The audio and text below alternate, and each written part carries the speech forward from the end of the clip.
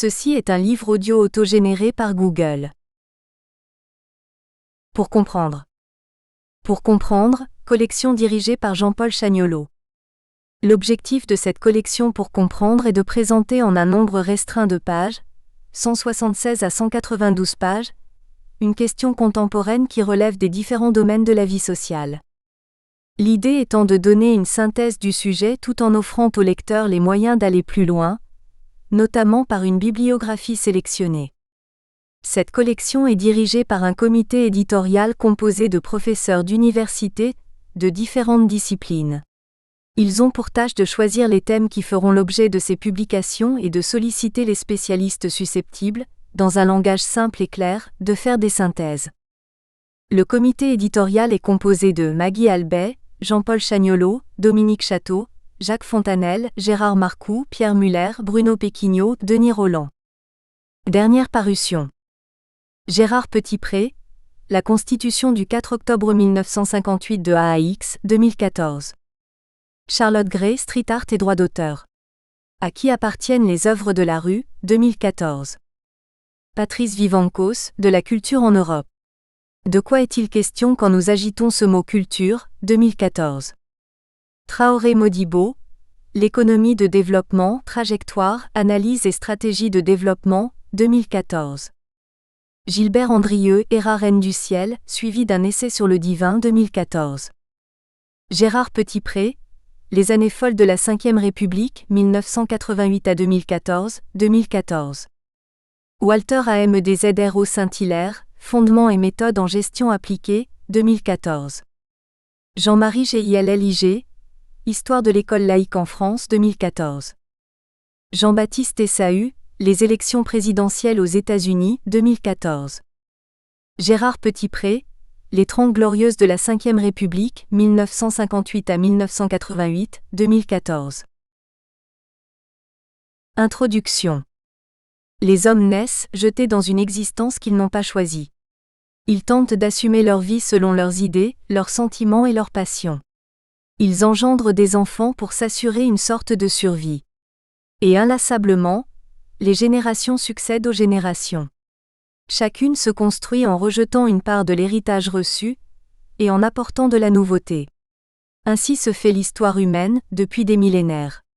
Une longue histoire dont nous sommes les héritiers, nous les hommes du XXIe siècle. Que penser du cheminement de ce long fleuve humain, ponctué de sang et de guerre, de larmes et de catastrophes? Les diverses civilisations ont toutes pour loi de naître, de se développer et de mourir. Mais leurs mouvements d'ensemble n'en dessinent-ils pas cependant une marche et une avancée, certes chaotique et irrégulière, vers le progrès? Ou au contraire, ne creusent-ils pas une inexorable et lente décadence, une irrémédiable chute? Au plan scientifique et technique, la réponse est évidente. Les sciences et les techniques n'ont cessé de se développer. Il en résulte pour l'homme une amélioration de ses conditions d'existence. Mais qu'en est-il au plan humain, existentiel, moral et spirituel? Qu'en est-il quant au sens et à la signification que l'homme se donne à lui-même et donne à son existence?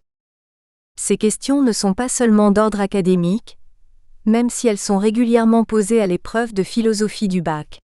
Elles sont fondamentales et fondatrices, vitales et essentielles, existentielles.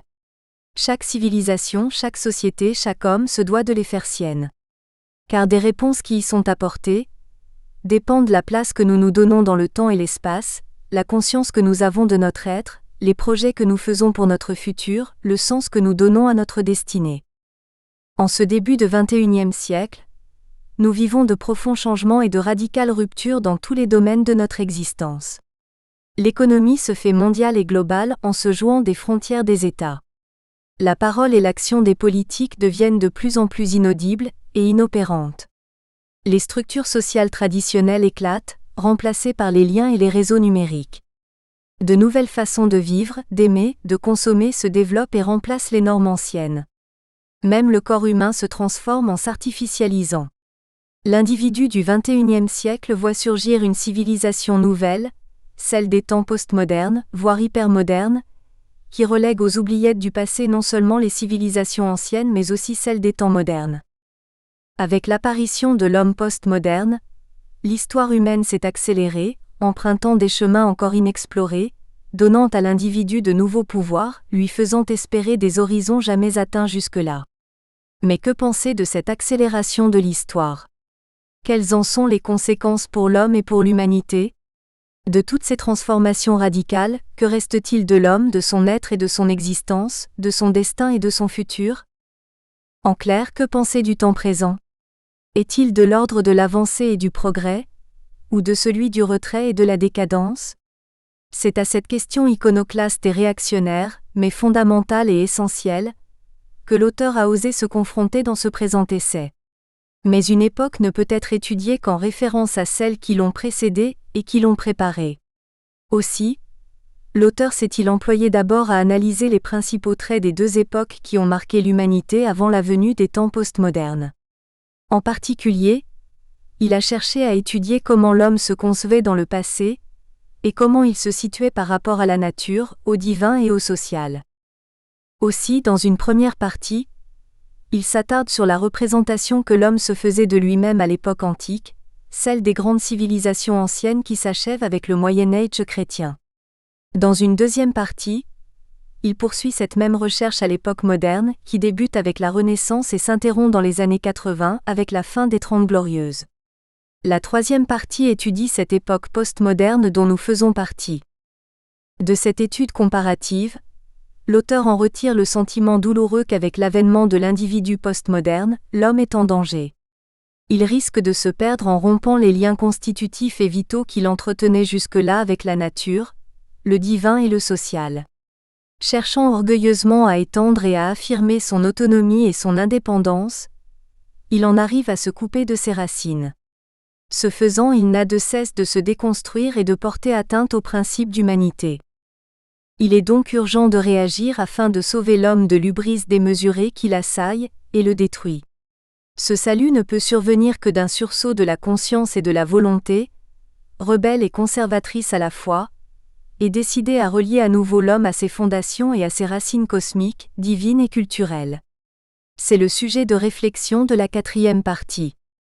L'auteur n'a pas cherché dans cet essai à faire œuvre d'historien, il n'en a pas les compétences. De formation philosophique, il a privilégié l'étude des idées, des représentations et des mentalités que l'homme a de lui-même à travers le temps. Car sans méconnaître l'importance de l'infrastructure socio-économique, l'auteur pense qu'en partie les idées mènent le monde et conditionnent l'existence humaine. Aussi n'a-t-il pas craint de faire de fréquentes allusions à la pensée des grands philosophes et à celle de penseurs actuels, dans le cours de son essai.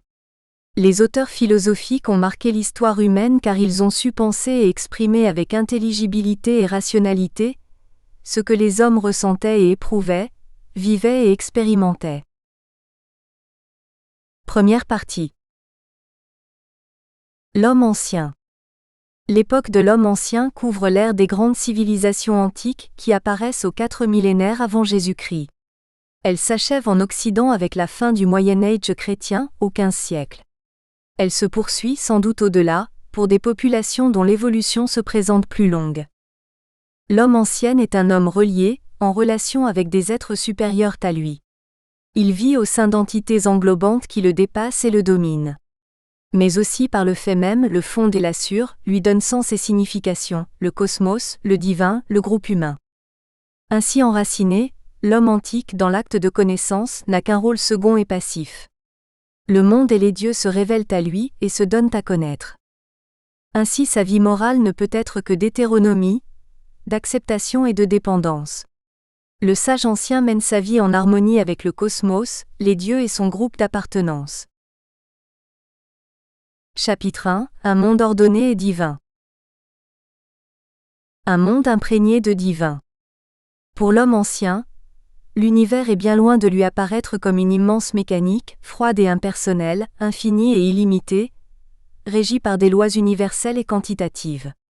Le monde, la nature est pour lui un tout cohérent et fini, ordonné et hiérarchisé de nature et d'origine divine, un cosmos.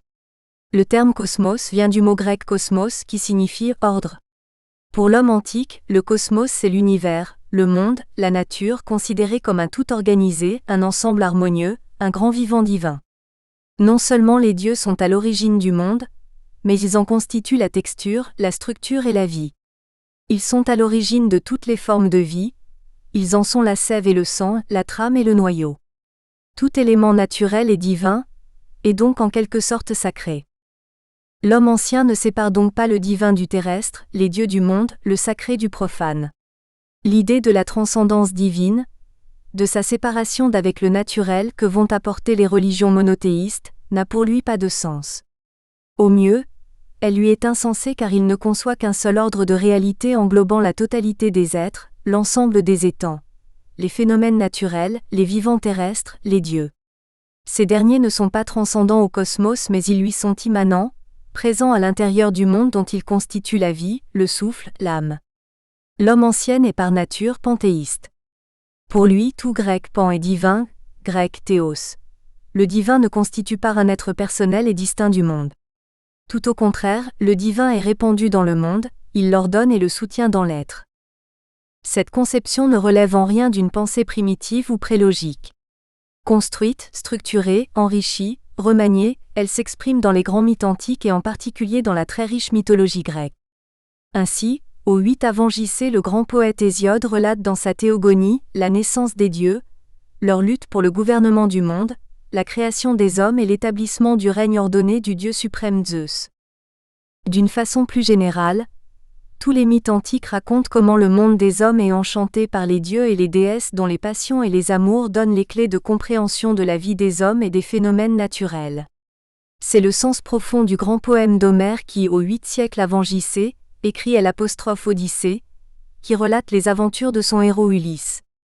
Ce dernier, après avoir participé à la guerre de Troie que raconte l'Iliade, tente de rentrer dans sa patrie, Ithaque, pour retrouver son épouse Pénélope. Afin de revoir son pays et sa maison, il doit vaincre bien des obstacles matériels qui sont concrétisés et personnifiés par les rencontres qu'il fait avec des êtres surhumains doués de pouvoirs divins. Ainsi en est-il en particulier du Cyclope, géante affamée n'ayant qu'un œil au milieu du front, de la magicienne Circé qui transforme les compagnons d'Ulysse en pourceaux, des sirènes qui charment par leur chant les marins pour les attirer sur les rochers, de la nymphe Calypso qui retient 10 ans auprès d'elle Ulysse grâce à un filtre d'amour. Pour l'homme ancien, le divin et l'humain sont inséparables, ils s'imbriquent et se rencontrent sans cesse. Et leur étroite union explique et donne du sens à tous les faits et les événements de son existence. La philosophie antique, en particulier la pensée grecque, intellectualisera et conceptualisera ces mythes, mais elle en gardera le sens profond et le message essentiel. Le monde de la nature et le monde des humains ne sont pas séparés du monde divin. Celui-ci sans cesse porte à l'existence cela, il les maintient dans l'être, il les gouverne et les dirige. Ainsi en témoigne cet hymne d'inspiration panthéiste dédié à Zeus, écrite par Cléante au 3 siècle avant JC, un des fondateurs de l'école stoïcienne. Ô toi qui es le plus glorieux des immortels, qui a des noms multiples, tout-puissant à jamais, principe et maître de la nature, qui gouverne tout conformément à la loi, je te salue. Car c'est un droit pour tous les mortels de s'adresser à toi, puisqu'ils sont nés de toi, ceux qui participent à cette image des choses qui est le son. C'est à toi que tout cet univers qui tourne autour de la terre, obéit où que tu le mènes, et de bon gré, il se soumet à ta puissance. Un monde ordonné et hiérarchisé.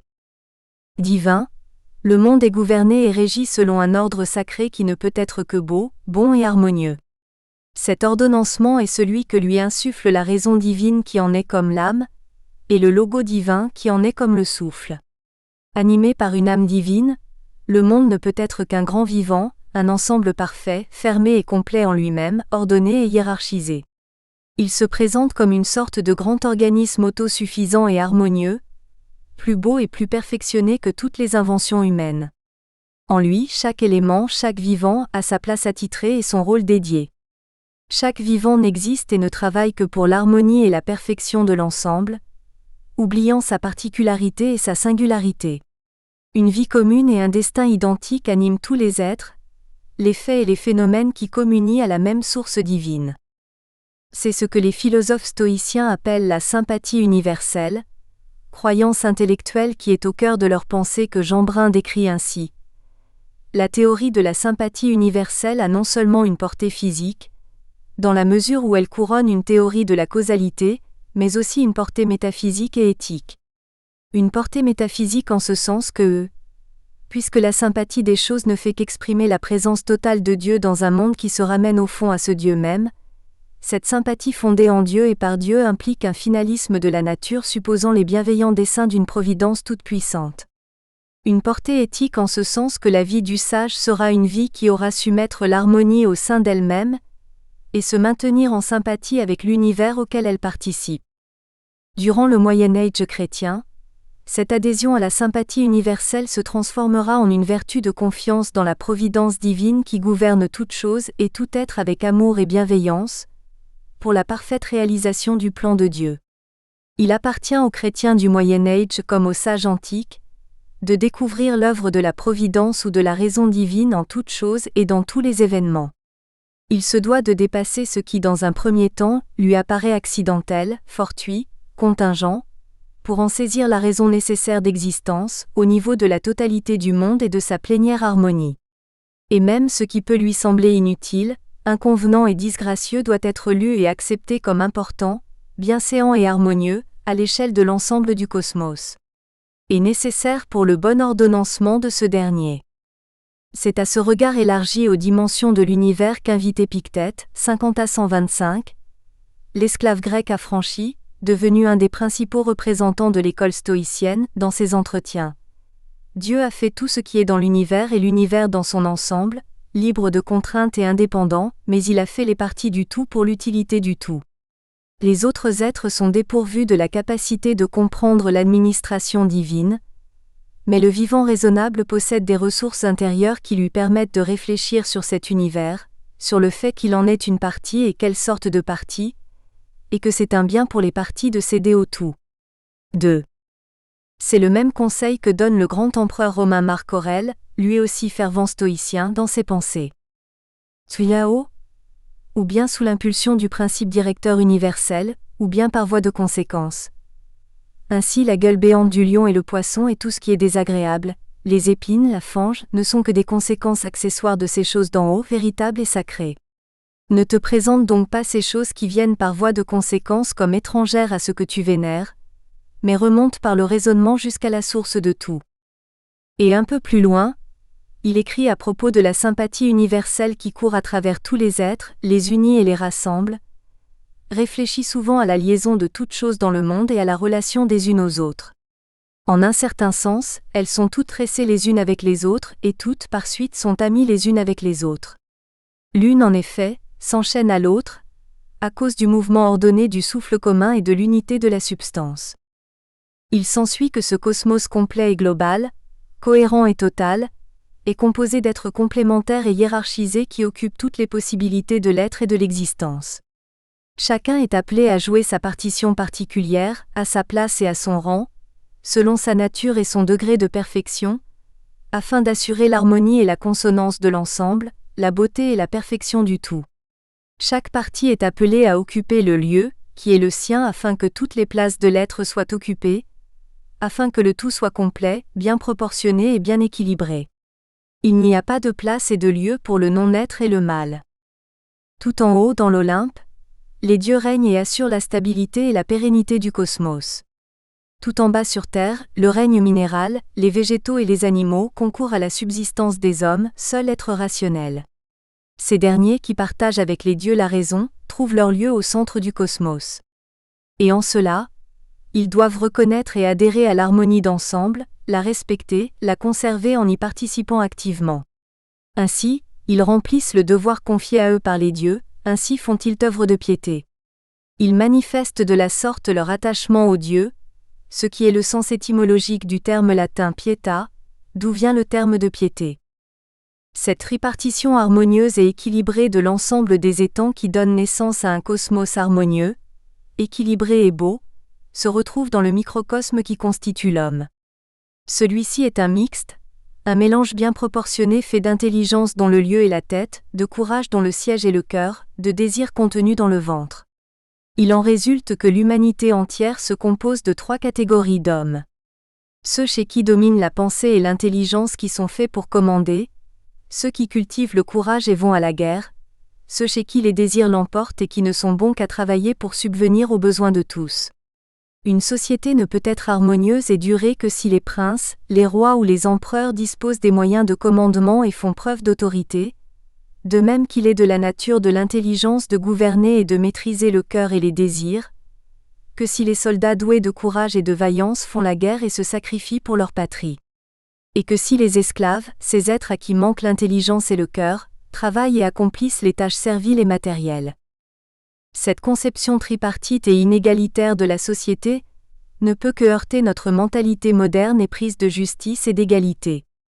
Et au cours des siècles, en particulier sous l'influence de la pensée chrétienne et de la réflexion philosophique, toutes deux contribuant à l'émergence de la conception de la dignité de la personne humaine, cet antique modèle de la société évoluera et se démocratisera.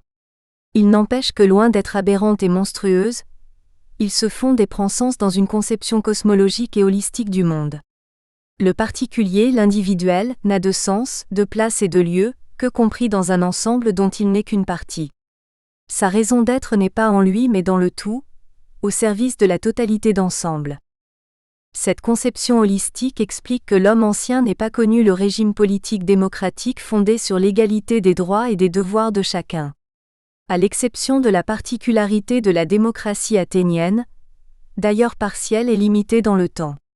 En effet, à Athènes, les métèques ne participent pas à la vie politique. Et en 338, après la défaite de Chéronée, la cité libre tombera sous le joug de l'empire macédonien de Philippe et de son fils Alexandre. L'homme antique n'est pas un citoyen, mais le sujet soumis à l'autorité des rois et des empereurs. Ceux-ci trouvent dans le statut et le rang supérieur qui sont les leurs, la justification non seulement politique mais philosophique et morale de leur pouvoir. Et ils arguent, en toute bonne conscience de la position inférieure du statut et du rang des esclaves et des soldats pour se dire et se prétendre lieutenants et représentants des dieux sur terre. Ils confortent ainsi leur autorité, souvent absolue, en la disant de droit divin. Ce qui nous apparaît aujourd'hui comme un abus de droit, est accepté comme normal et logique à l'époque antique. L'inégalité politique foncière des régimes antiques est conforme à l'ordre cosmologique et religieux du tout. Elle ne fait que reproduire et imiter l'organisation hiérarchique du cosmos.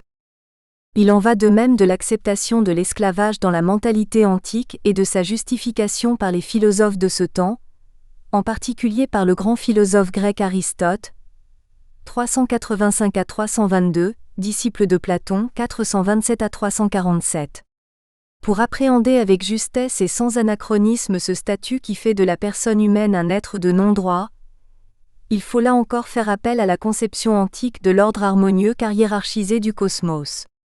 Celui-ci ne peut exister et subsister que s'il est constitué d'êtres distincts de nature, de rang, de place, de rôle et de fonction. Comme dans un orchestre, la diversité des instruments assure l'harmonie du concert, de même dans la cité, la diversité et l'inégalité des rangs et des fonctions rendent possible le bon déroulement de la vie sociale et de l'existence quotidienne. Il faut donc des hommes assujettis aux tâches matérielles et nourricières, les esclaves, afin que les soldats valeureux se dévouent à la sécurité de la cité et que les plus doués d'intelligence, les dirigeants, se consacrent à la politique. Dans son ouvrage, La politique, Aristote écrit à ce propos: ainsi, il est nécessaire tout d'abord que s'unissent les êtres qui ne peuvent exister l'un sans l'autre, par exemple la femme et l'homme en vue de la procréation, et celui qui commande et celui qui est commandé, et ce par nature, en vue de leur mutuelle sauvegarde. En effet, être capable de prévoir par la pensée, c'est être par nature apte à commander, c'est-à-dire être maître par nature, alors qu'être capable d'exécuter physiquement ces tâches, c'est être destiné à être commandé, c'est-à-dire être esclave par nature. C'est pourquoi la même chose est avantageuse à un maître et à un esclave.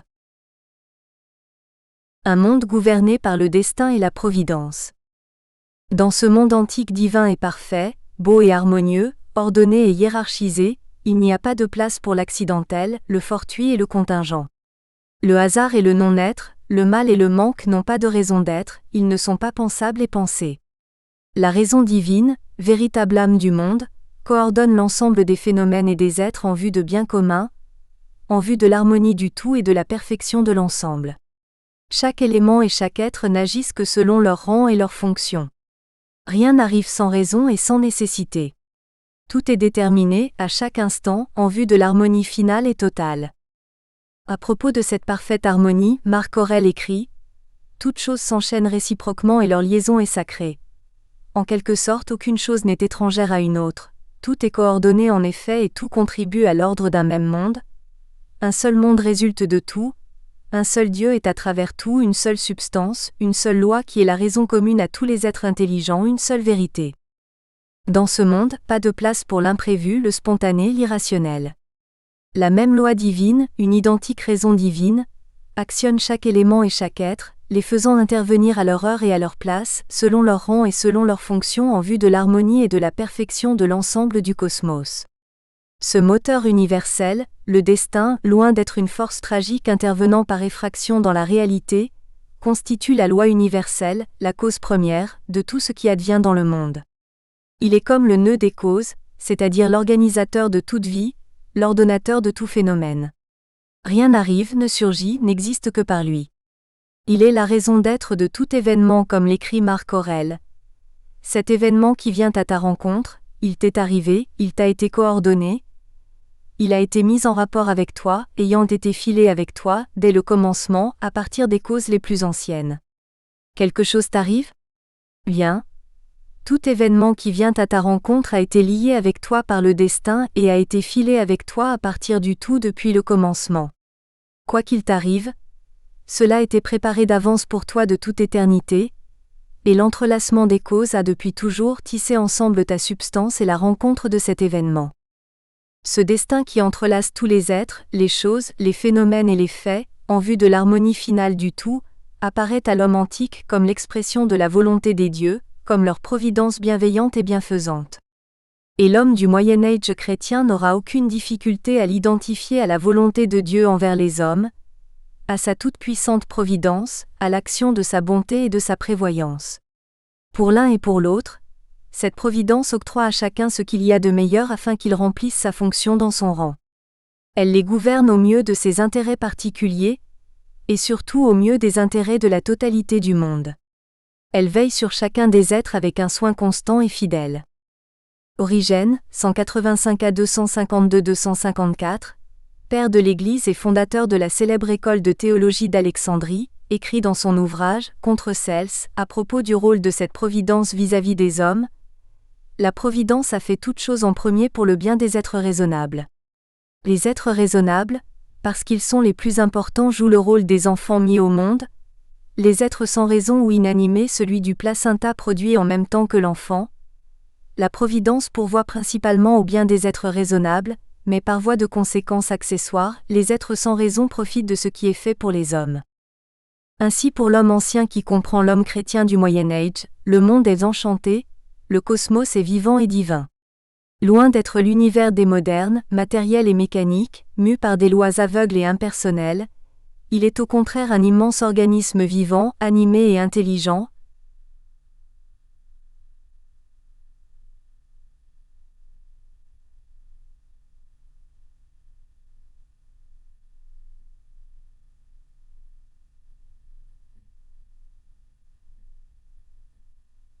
Raisonnable et ordonné auquel une âme divine insuffle l'être et l'existence. Loin d'être séparé du divin, il en est la manifestation phénoménale et concrète. Il est comme un livre à travers lequel se dit et se lit le divin. Il n'y a donc pas de place en lui pour le hasard et la contingence, pour l'imperfection et le mal. Encore moins le non-être, c'est un cosmos complet, plein, fermé sur lui. En lui, tout se produit et survient de manière parfaitement déterminée par le destin et la providence. Ce cosmos vivant animé par la raison, où tout être trouve sa raison d'être et sa place, est donc chaleureux et rassurant pour l'homme ancien. En lui, en tant que partie nécessaire du grand tout, il trouve sa raison d'être, sa place, son sens et sa signification.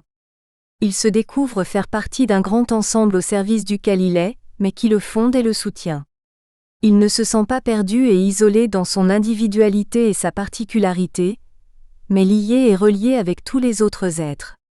En quelque sorte, ce cosmos lui apparaît comme une grande famille, unie et solide, cordiale et stable qui l'englobe et l'enveloppe de sa chaleur et de sa vie. L'homme ancien ne se pose pas de questions métaphysiques et existentielles. Il adhère au monde et au Dieu, et plus simplement, il vit quotidiennement dans un monde tissé de divin. Chapitre 2, un homme relié et enraciné. Un homme relié à la nature. Vu la conception que l'homme ancien se fait du cosmos, un ensemble divin, ordonné, harmonieux et beau, il ne peut vivre qu'en union et en symbiose avec la nature. Celle-ci se présente pour lui, non pas comme une simple création matérielle inanimée, actionnée par des mécanismes aveugles et indifférents, mais comme la face concrète et vivante du divin, sa manifestation phénoménale. Panthéiste, il ne sépare pas la nature du divin. À travers tous les phénomènes de la nature, il découvre l'action d'une multitude de dieux, de demi-dieux, de déesses. Il suffit de se reporter au très riche panthéon grec et latin pour comprendre que pour l'homme ancien, la nature n'est qu'un immense livre dans lequel il déchiffre l'action du divin. Si la mer gronde, c'est Poséidon Neptune qui est en colère. Si le vent souffle, c'est Éole qui s'éveille. Si les moissons sont maigres, Déméter Cérès est de mauvaise humeur, etc. Sans compter l'appel à une multitude de petits dieux, nymphes, naïades, sylvains qui interviennent pour expliquer le cours de tel ruisseau, l'ombre de telle forêt. Pour saisir combien l'homme ancien se tient admiratif devant la nature, comme devant un miroir qui lui renverrait l'image des dieux, il est intéressant de relire le 2e et le 3e paragraphe du livre 1er du De Natura Rerum, de la nature, l'œuvre principale du grand poète latin épicurien Lucrèce, 98 à 55. Sitôt qu'a reparu le visage printanier des jours et que longtemps captive, s'affranchit l'haleine féconde du zéphyr, tout des apostrophes. À bord les oiseaux des airs, ô déesse, le poète s'adresse à Vénus, déesse de la beauté et de l'amour mais aussi pour les latins des jardins donc de la nature, témoigne de ta venue, frappée au cœur par ta puissance. Ensuite s'emportent les troupeaux qui bondissent dans les gras pâturages et qui traversent les fleuves rapides. Cédant à ton charme, à tes doux attraits, toute la nature animée brûle de te suivre dans la voie où tu veux l'entraîner. Enfin dans les mers, sur les montagnes, au sein des fleuves impétueux, sous les feuillages qu'habitent les oiseaux, parmi les herbes des prairies, jetant dans tous les cœurs les doux attraits de l'amour, tu inspires à tous les êtres l'ardeur de perpétuer leur espèce. Plutôt, dans un autre contexte culturel, le roi David loue à travers la nature la grandeur et la gloire de Dieu. À travers les éléments naturels, il lit et admire l'œuvre du Créateur. Les cieux racontent la gloire de Dieu. Le firmament proclame l'œuvre de ses mains. Le jour en prodigue au jour le récit. La nuit en donne connaissance à la nuit. Ce n'est pas un récit, il n'y a pas de mots. Leur voix ne s'entend pas. Leur harmonie éclate sur toute la terre. Et leur langage jusqu'au bout du monde. Alléluia. Louez le Seigneur depuis les cieux. Louez-le dans les hauteurs. Louez-le, vous tous ses anges. Louez-le, vous toute son armée. Louez-le, soleil et lune. Louez-le, vous toutes les étoiles brillantes. Louez-le, vous les plus élevés des cieux. Et vous les eaux qui êtes par-dessus les cieux. Loin de s'opposer et de se dresser contre la nature, l'homme ancien sait et accepte d'en être qu'un de ses éléments, une de ses parties. Certes, l'élément intelligent est raisonnable mais cela n'en fait pas un être à part et distinct de la nature. Ainsi son comportement envers cette mère nature qui le comprend et le contient, ne peut être qu'empreint de respect et de bienveillance, de coopération et de collaboration, de complicité pourrait-on dire. Loin de se poser en maître et possesseur de la nature, comme l'écrira Descartes, 1596 à 1650, il se conçoit en tant qu'être intelligent et raisonnable, comme son gardien et son intendant, le lieutenant des dieux sur terre. C'est la mission que le Créateur lui donne dans le récit biblique de la création que l'on trouve dans le livre de la Genèse, chapitres 1 et 2. Aussi, il ne saurait chercher à accaparer et à s'approprier la nature pour l'exploiter à son profit. Il se contente de la travailler et de la cultiver pour assurer sa subsistance. Il n'est pas inintéressant ici de rappeler que le terme culture, à l'origine, désigne non pas la formation de l'esprit mais l'action de travailler la terre en vue des récoltes.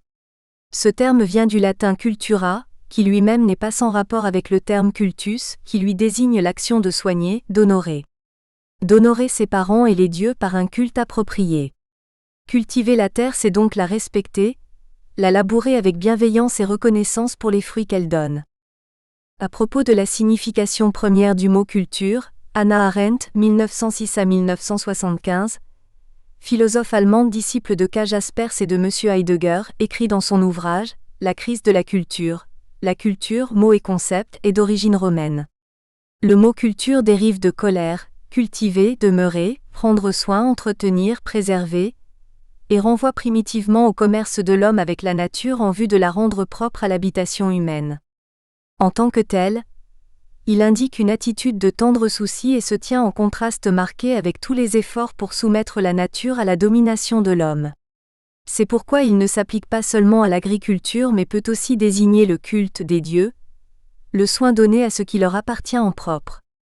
Le faible niveau des techniques de l'homme ancien et leur peu de progrès ont bien sûr des raisons matérielles et objectives, la rareté des connaissances scientifiques à cette époque. Mais ils ont surtout des raisons subjectives et idéologiques, qui tiennent à la mentalité et à l'état d'esprit de cette époque. Réalisé essentiellement par des esclaves ou des serfs, le travail manuel, le travail sur la nature ne pouvait être que dévalorisé. On se souvient du jugement péremptoire de Cicéron, 106 à 43, célèbre orateur romain, à propos du travail manuel. Rien de noble ne pourra jamais sortir d'une boutique ou d'un atelier. Mais la raison profonde de cet état de fait des techniques antiques est à chercher dans la conception très valorisée que l'homme se fait de la nature. Celle-ci étant assimilée au divin, elle en est la manifestation phénoménale et concrète, elle mérite respect et piété, pietà, ce sentiment qui fait reconnaître des devoirs envers elle. Aussi, le travail de l'homme antique pour assurer sa subsistance ne peut être qu'une sorte de culte qui nécessite des actes de reconnaissance et de remerciement pour la fécondité que la nature montre.